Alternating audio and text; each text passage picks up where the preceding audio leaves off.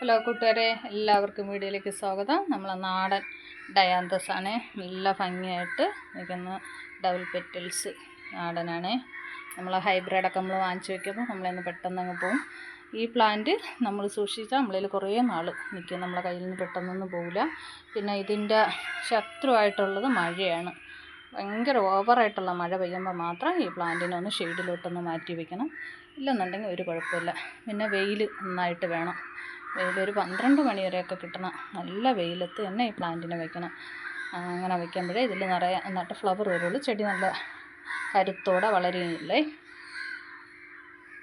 ഈ പ്ലാന്റ് നല്ല ഹെൽത്തി ആയിട്ട് ഇങ്ങനെ നിൽക്കുമ്പോൾ തന്നെ നമ്മളിതിൻ്റെ ഒരു പ്ലാന്റ് മാറ്റി പിടിപ്പിക്കണം. ഇതിൻ്റെ ചുവട്ടിൽ നിന്ന് ഒരെണ്ണം ഇങ്ങനെ നമുക്ക് ഇങ്ങനെ എടുത്ത് ഒരു ബ്ലൈഡ് കൊണ്ടോ അല്ലെങ്കിൽ ഇങ്ങനെ ഒന്ന് ഇറുത്തെടുത്താലും മതി. ഇത് അല്പം മണ്ണിൽ ഒരല്പം ചാണകപ്പൊടിയും കൂടെ ചേർത്തിട്ട് ആ മണ്ണിൽ നമുക്ക് നട്ട് വയ്ക്കാം. ഒരു 2 ആഴ്ചയൊക്കെ ആകുമ്പം തന്നെ അതിൽ നിന്ന് റൂട്ട് വരും, പുതിയൊരു പ്ലാന്റ് ആവും. അപ്പം നമ്മൾ നല്ല പ്ലാന്റ് നല്ല ഇങ്ങനെ ഹെൽത്തി ആയിട്ടിരിക്കുമ്പോൾ ഒന്ന് മാറ്റി വയ്ക്കണം. അപ്പോൾ ഇത് പെട്ടെന്ന് പോയാൽ നമുക്ക് അടുത്ത് വീണ്ടും പ്ലാന്റ് ഫ്ലവറിനായിട്ട് ഒരുങ്ങും. എന്നും നമുക്ക് മഴയായാലും വെയിലായാലും നല്ല ഫ്ലവർ തരുന്ന ഒരു ചെടിയാണ് ഇത്.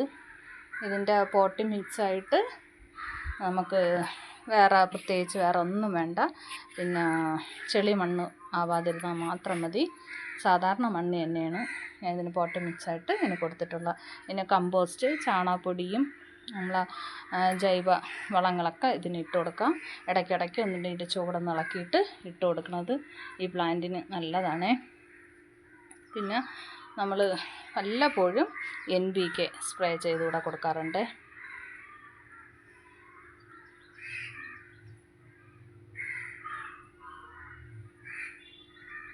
നല്ല ഭംഗിയുള്ള പ്ലാന്റ്. ഇതൊരു 2-3 ചട്ടിയിലൊക്കെ നമുക്ക് വെച്ചിട്ടുണ്ടെങ്കിൽ നല്ല ബുഷിയായിട്ട് നല്ല ഭംഗിയായിട്ട് നിൽക്കും. ഇത് ഇങ്ങനെ പൊട്ടി ഇങ്ങനെ വരണതിൽ നിന്നാണ് നമുക്കടുത്ത് ഇങ്ങനെ പൊന്തി നന്നായിട്ട് വന്നിട്ട് നമുക്കിതിൽ നിന്നെല്ലാം എല്ലാത്തിൽ നിന്നും ഇങ്ങനെ ഫ്ലവർ വരും.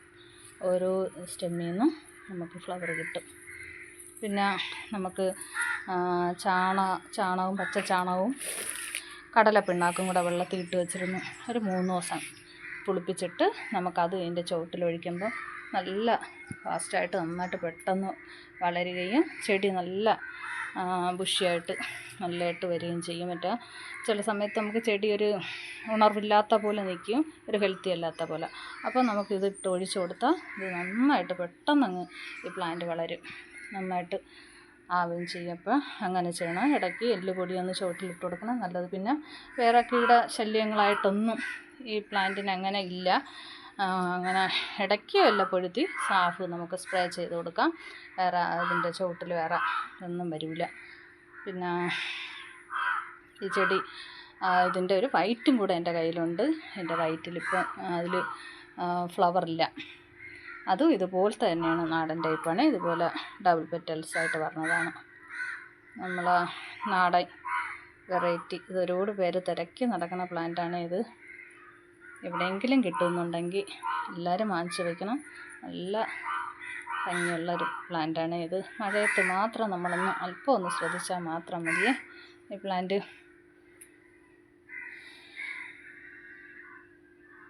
വെള്ളം നമ്മൾ ഡെയിലി ഒരു നേരം വെള്ളം കൊടുക്കണം. വെള്ളം ഇല്ലെങ്കിലും ഒരു ദിവസമൊക്കെ നിൽക്കുന്നാലും നമ്മൾ ഒരു നേരം കൊടുക്കണം വെള്ളം. വെയിലത്ത് നമ്മൾ നല്ല വെയിലത്ത് വെച്ചേക്കുന്നതുകൊണ്ട് ഒരു നേരം വെള്ളം കൊടുക്കണം. വാടി നിന്നാലും ഇത് വെള്ളം ഒഴിക്കുമ്പോൾ നേരെയാകും. ഇത് പെട്ടെന്നൊന്നും ഒരു ഇതും വന്നിട്ട് നശിച്ച് പോകില്ല ഈ പ്ലാന്റ്. വീഡിയോ കണ്ട് എല്ലാവർക്കും ഇഷ്ടമായ ഷെയർ ചെയ്യണം, സപ്പോർട്ട് ചെയ്യണം, ലൈക്ക് ചെയ്യണം. ഓക്കേ.